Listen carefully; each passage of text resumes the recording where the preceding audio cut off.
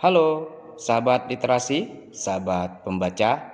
Berjumpa lagi kita di audiobook kita dengan kumpulan cerita rakyat Kutai. Kali ini dengan cerita 15 Raden Baro yang dihimpun oleh A. Subaili Arif. Sebuah kisah semasa tanah Kutai sebelum Islam. Di Muara Pahu, pemerintah seorang raja yang bernama Raden Baro. Kekuasaannya melingkupi sepanjang sungai Kedang Pahu dan sungai Mahakam ke hulu sampai ke Teluk Tepang, sedang ke hilirnya sampai di Teluk Balan. Selebihnya dikuasai oleh Sultan Kutai.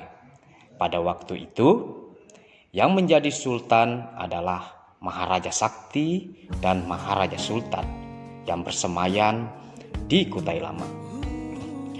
Adapun Raden Baro, 4 bersaudara yaitu Raden Baro, Raden Luding, Raden Beram, dan Raden Demang.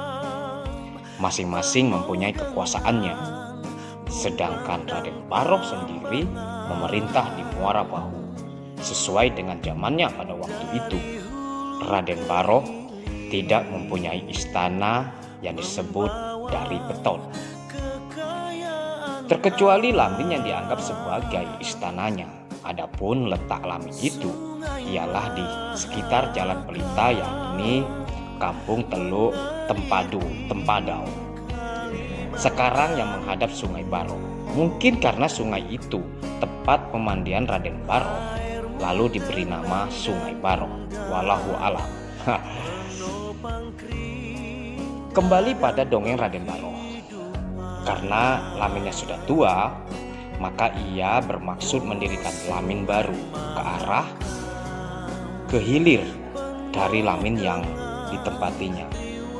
Maka diperintahkanlah rakyat untuk mencari bahan-bahan keperluan membuat Lamin. Selang beberapa lama terkumpulkan bahan-bahan yang diperlukan. Setelah itu, oleh Raden Baro diundanglah kepala-kepala adat dan kampung dalam daerah kekuasaannya untuk mendirikan Lamin tersebut. Maka berdatanganlah kepala-kepala adat serta kepala-kepala kampung yang diundang oleh Raden Baro.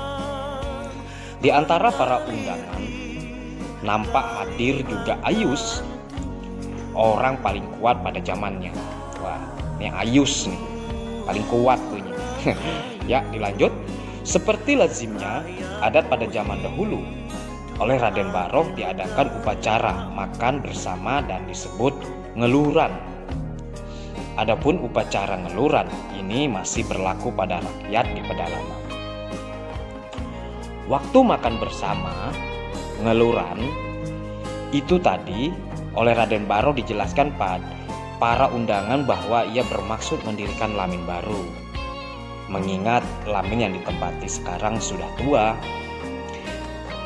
Dan esoknya pekerjaan dimulai untuk mendirikan tiang. Maka menyahutlah Ayus bahwa kalau besok dimulai, ia tidak menghadirinya karena ia hendak ke Kutai Lama membawa ayam jantan putih guna membayar niat. Nah, Ayus ada berniat, jadi tidak dapat hadir bunyinya. Ia meminta agar ditunda dulu, menunggu ia kembali dari Kutai Lama, karena ia pun ingin menghadiri dan membantu mendirikan tiang guru. Karena orang dahulu terhadap setiap pekerjaan selalu memakai perhitungan, apalagi untuk mendirikan Lamin yang dianggap sebagai istana. Maka permintaan Ayus itu oleh Raden Baro tidak dipenuhi, mengingat menurut perhitungannya besok itu sangat baik untuk mendirikan tiang guru, guys. Ciao nih.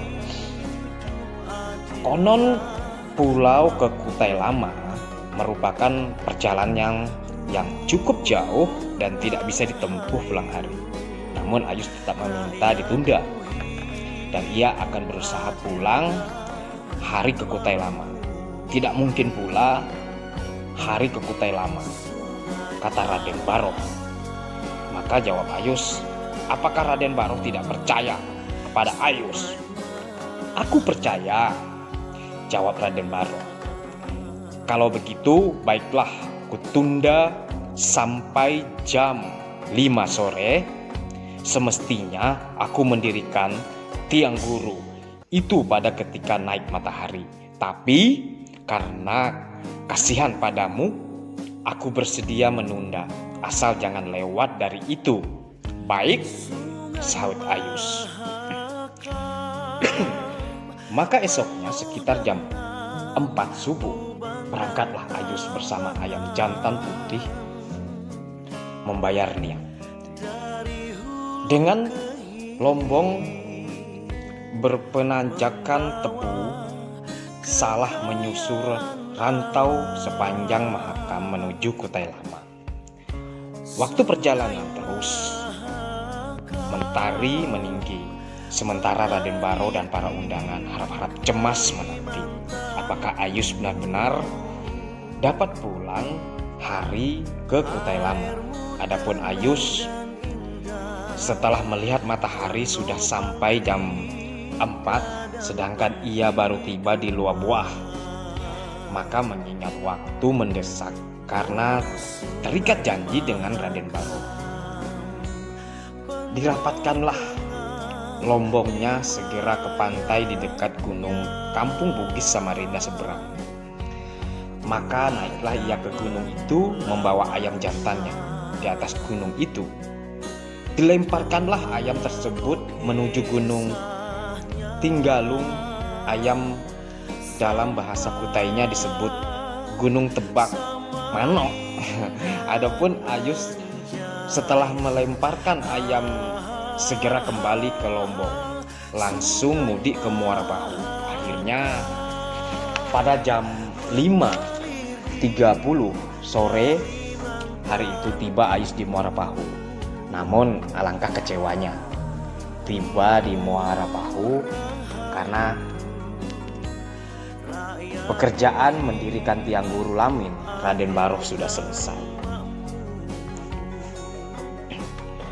Maka marah-marahlah Ayus pada Raden Baroh. Raden Baroh dikatakannya mungkir janji. Jawab Raden Baroh, aku tidak mungkir janji, Ayuslah yang mungkir janji. Kami sudah menunggu sampai lewat jam 5, tapi karena tidak juga datang pada waktu itu, terpaksa pekerjaan ini kami mulai. Setelah selesai barulah kau datang. Sedang kami sudah tidak bisa menunda pekerjaan ini. Kami berharap Ayus jangan marah, karena kami pun tidak menduga kalau kau Ayus dapat pulang hari di Muara Bahu ke Kutai Lama. Namun Ayus tetap bersungut-sungut di bawah hati gusar karena kecewa tak dapat turut mendirikan tiang guru Lamin Raden Baroh. Raden Baroh pun naik ke Lamin untuk mempersiapkan makanan Ayus.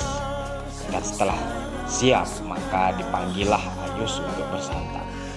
Namun Ayus tidak menghiraukan.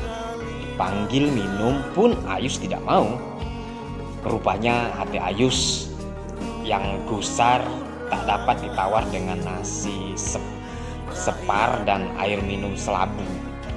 Sementara orang-orang masih sibuk, ada yang merokok, ada yang makan sirih, ada yang meraut rotan, dan ada yang bercakap-cakap.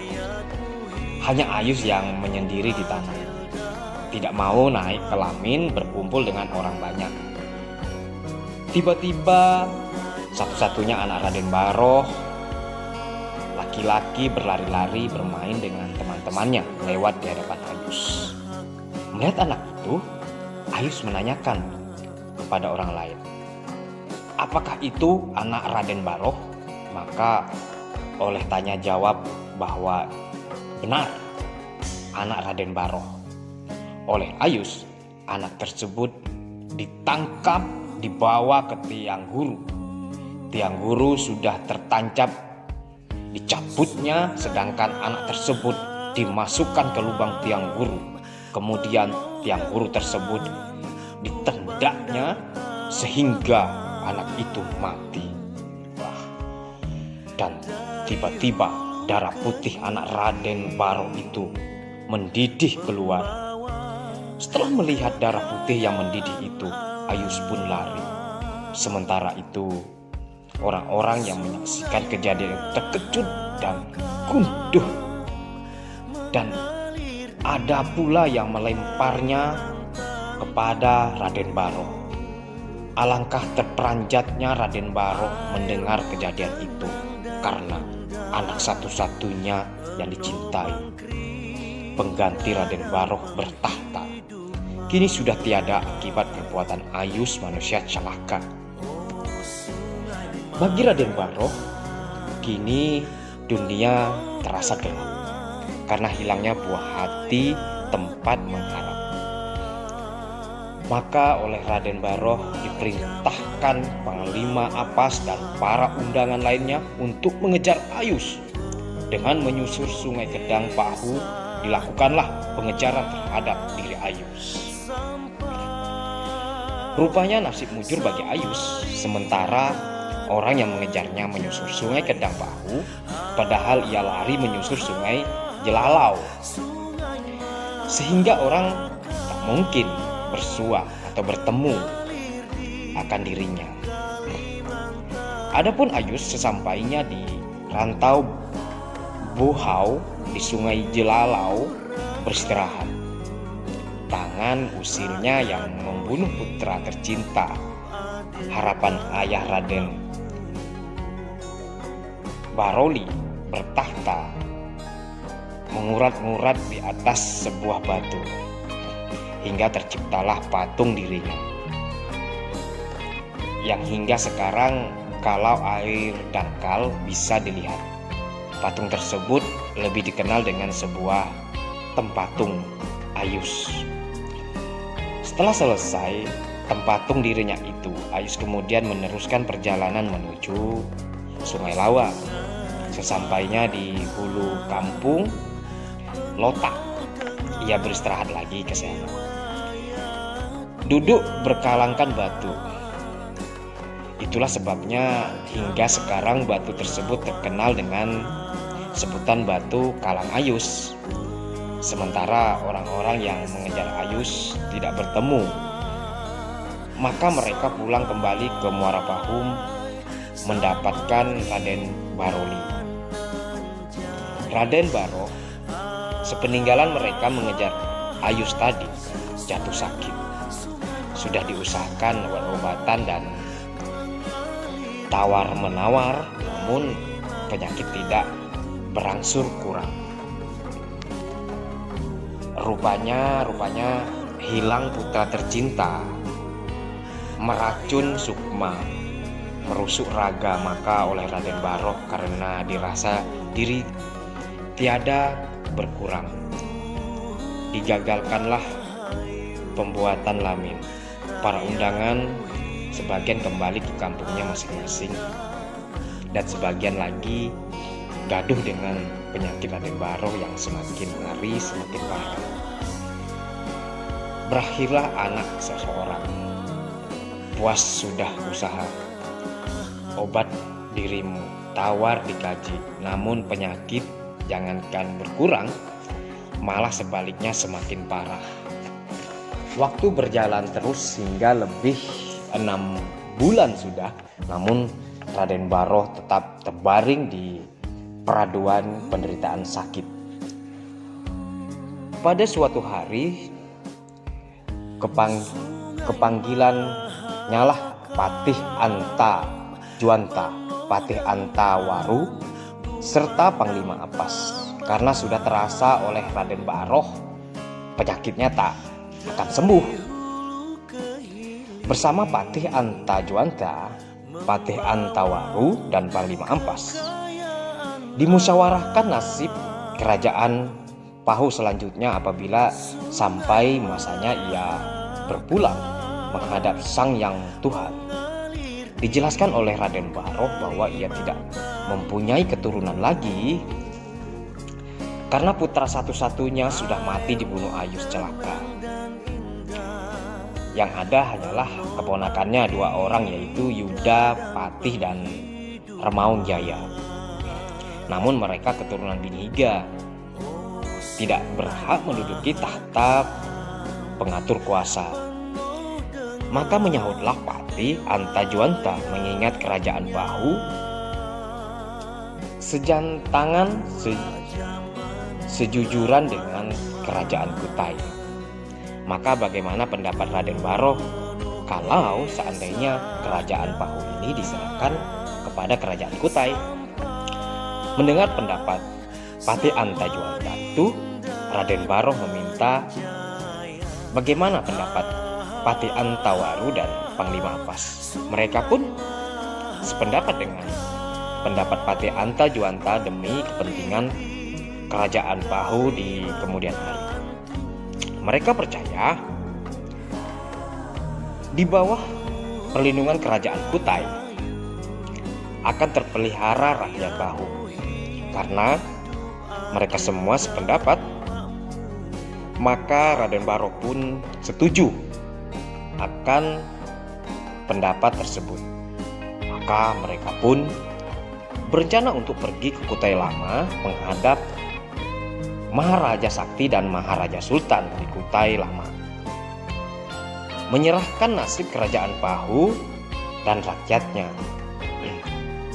Tepat pada ketika dianggap baik menurut perhitungan Raden Baroh, maka bersiaplah Raden Baroh bersama Patih Antajuanta, Patih Antawaru, dan Panglima Ampas, lengkap dengan hulu balang dan para sepangannya untuk menghadap Maharaja Sakti dan Maharaja Sultan di Kutai Lama. Dengan pakaian serba kuning serta lombong kuning, dayung olah bunyi orang kuning, dihanyutilah Sungai Mahakam menuju Kutai Lama untuk menyerahkan nasib rakyat dan kerajaan Bahu di tangan Maharaja Sakti dan Maharaja Sultan di kemudian hari. Setelah beberapa waktu tibalah rombongan Raden Baroh di Kutai Lama. Mereka tiba di Kutai Lama tepat pada waktu Maharaja Sakti dan Maharaja Sultan mengadakan erau, upacara adat orang sini. Di antara orang-orang dan para sepangan Maharaja Sakti dan Maharaja Sultan yang melihat kedatangan rombongan Raden Baroh segera melaporkannya kepada Maharaja Sakti dan Maharaja Sultan. Maharaja Sakti dan Maharaja Sultan memerintahkan Mandor dan para sepangannya agar rombongan Raden Baroh diterima dengan baik. Terima dengan tepung tawar menurut adat Kutai, dengan diiringi para patih dan panglima. Segeralah Raden Baroh menghadap Maharaja Sakti dan Maharaja Sultan. Alangkah gembiranya Maharaja Sakti dan Maharaja Sultan menerima kehadiran rombongan Raden Baroh. Apalagi keadaan suasana erau yang sedang berlangsung. Maharaja Sakti dan Maharaja Sultan agak berduka juga melihat keadaan Raden Baroh yang masih dalam keadaan sakit. Maaf. Maka ramailah mereka bercengkrama membicarakan keadaan kerajaan masing-masing. Namun dari mulut Raden Baroh belum juga terbetik maksud kedatangannya di Kutai Lama ini, mengingat suasana belum mengizinkan. Pada suatu ketika setelah selesai erau, Raden Baroh bersama-sama Patih Antajuanta, Patih Antawaru, dan Panglima Ampas menghadap Maharaja Sakti dan Maharaja Sultan menuturkan nasib dirinya, nasib kerajaannya yang nasib rakyatnya akibat ulah si Ayus. Dari awal hendak mendirikan Lamin sampai dengan putra satu-satunya yang mati diterdak Ayus di tiang guru. Semuanya diceritakan kepada Maharaja Sakti hingga rombongannya datang ke Kutai Lama. Maharaja Sakti dan Maharaja Sultan iba hatinya mendengar cerita Raden Baroh itu. Maharaja Sakti dan Maharaja Sultan menyesalkan Raden Baroh yang terlambat menceritakan kedurhakaan Ayus terhadap Raden Baroh. Kalau dari asalnya Maharaja Sakti dan Maharaja Sultan mengetahuinya, maka mereka membantu menangkap Ayus hidup-hidup. Tetapi sekarang apalah daya, karena tidak diketahui lagi hulu rimbanya Ayus menyembunyikan dirinya. Seterusnya oleh Raden Baroh diceritakan maksud kedatangannya ke Kutai Lama ini, yaitu menyerahkan nasib kerajaan beliau baik rakyatnya maupun segala kekayaan baik di laut maupun di darat. Di bawah kekuasaan kerajaan Kutai Lama, karena Raden Baroh sudah merasakan ia tak mungkin lagi mengendalikan pemerintahan di kerajaannya. Karena dirinya yang bujur, berakhirkan anak yang sudah berkubur, mendengar penyerahan yang tulus dari Raden Baroh, ditanyakan apakah tiada yang lain yang bisa menggantikan dirinya di kemudian hari. Maka jawab Raden Baroh, tidak ada lagi terkecuali kedua keponakannya, yaitu Yudapati dan Remaunjaya. Namun mereka tidak dapat karena mereka turun bini. Kalau demikian baiklah, kata Maharaja Sakti dan Maharaja Sultan, serahkan pada mereka mengaturnya, dan kami akan mengetahuinya. Sepakatlah musyawarah penyerahan kerajaan Pahu pada kerajaan Kutai Lama. Karena penyerahan Raden Baroh dan rakyatnya tulus ikhlas, maka oleh Maharaja Sakti dan Maharaja Sultan dimintalah kepada Raden Baroh tandanya. Menurut adat, maka Raden Baroh berjanji bahwa setiap tahun rakyat Pahu akan menyerahkan balai buhur lengkap dengan isinya, serta beras sebagai upeti pada kerajaan Kutai Lama. Setelah bulat air karena pembuluh, bulat kata karena semupakat, pulanglah Raden Baroh dan rombongannya ke Muara Pahu. Selang berapa lama setelah sampai di Muara Pahu, Raden Baroh menghembuskan napasnya yang terakhir. Sesuai dengan kepercayaan mereka pada zaman dahulu, yang hingga sekarang penduduk pedalaman Mahakam masih berpegangan pada kepercayaan lama, maka jenazah Raden Baroh dimasukkan ke dalam lungun, yang oleh mereka ditaruh di Poleng Jelmu, karena pada waktu itu dekat lamin Raden Baroh ada pohon jelmu besar hingga baik kelihatannya. Sesuai dengan makam raja pada waktu itu. Namun sangat disayangkan, tidak sampai 40 hari lungun, Raden Baroh menghilang, tidak diketahui kemana lenyapnya. Maka gegerlah rakyat mencarinya. Namun yang dicari tak kunjung bersua. Maka mereka bertinggal dengan masing-masing menafsirkannya bahwa Raden Baroh kembali ke Kayangan sesuai dengan kepercayaan mereka pada waktu itu. Dengan berpulangnya Raden Baroh, maka pemerintahan dipegang oleh Yudapati dan Remaunjaya di bawah kekuasaan kerajaan Kutai Lama. Dan penyerahan balai buhur serta upeti pada kerajaan Kutai Lama tetap dilakukan setiap tahun. Sama halnya seperti Kota Bangun yang setiap tahun merayakan balai Remuhun dan Muara Kaman merayakan balai Kuning. Adapun pemegang pemerintahan seterusnya sesuai dengan kepercayaan kerajaan Kutai Lama setelah Yudapati mati diganti oleh Pranajaya, sedangkan Remaunjaya diganti oleh Macanjaya. Mati Pranajaya diganti oleh Yuda Kerti dan mati Macan Jaya diganti oleh Arsa Jaya. Nah, sahabat literasi, sahabat pembaca, mungkin sampai situ dulu cerita Raden Baroh di urutan ke-15 kumpulan cerita rakyat Kutai. Sampai berjumpa di cerita kumpulan rakyat Kutai selanjutnya. Salam literasi, dadah dari Kak Madi.